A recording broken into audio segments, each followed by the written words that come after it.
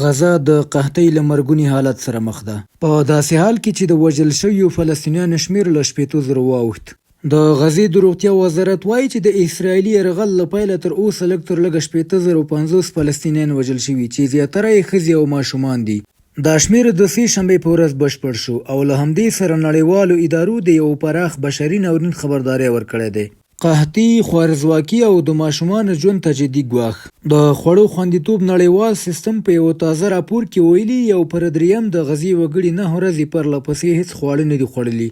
د خوراکي توکو کمښت د قحطۍ کچې ته رسېدلی او یوازې د اپریل څخه تر جولای نیمایي پورې 100,000 ماشومان د شدید خوارزواکي له امله درملنې ته وړل شوي چې له هغوی څخه تر 3,000 زیات یې د ژوند له جدي ګواښ سره مخ دي. ډاکټران وایي خوارزواکي نه یوازې جسمي بلکې رواني، ذهني او عصبي وده هم اغېزمنوي. د بیپولو ډاکټرانو یوه ډاکټره تانیه حسن وایي حتی که خواړه هم برابر شي د ماشومانو بدنونه د اوږدمهاله زیان سره مخ پاتې کیږي. نړیوال غبرګون دا خبرداری نه بلکې رښتینې فاجعه ده. د ملګرو ملتونو سرمنشي انتونیو ګوتریش د بشري مرستو د مخنیوي پر بندېدو ټینګار کړی او ویلي دي فلسطینیان د یو بېساري ناورین سره مخ دي.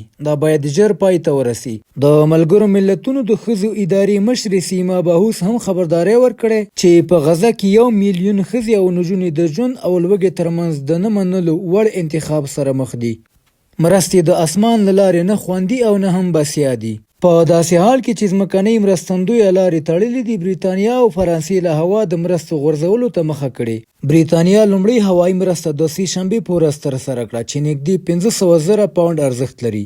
فرانسې هم له اردن سره په همغږۍ 40 ټنه مرستې غورځولې دي، خو د بشري حقونو ډلې دا اقدام نه بسیا او خطرناک بولي او ټینګار کوي چې د غزې دروازې باید خلاصې شي، ځکه چې اسرایلي ځواکونه لا هم د مرستو د ویش پر مرکزونو په ځانګړي ډول د امریکا ملاتړ لرونکي بنسټ پر تاسیساتو بریدونه کوي.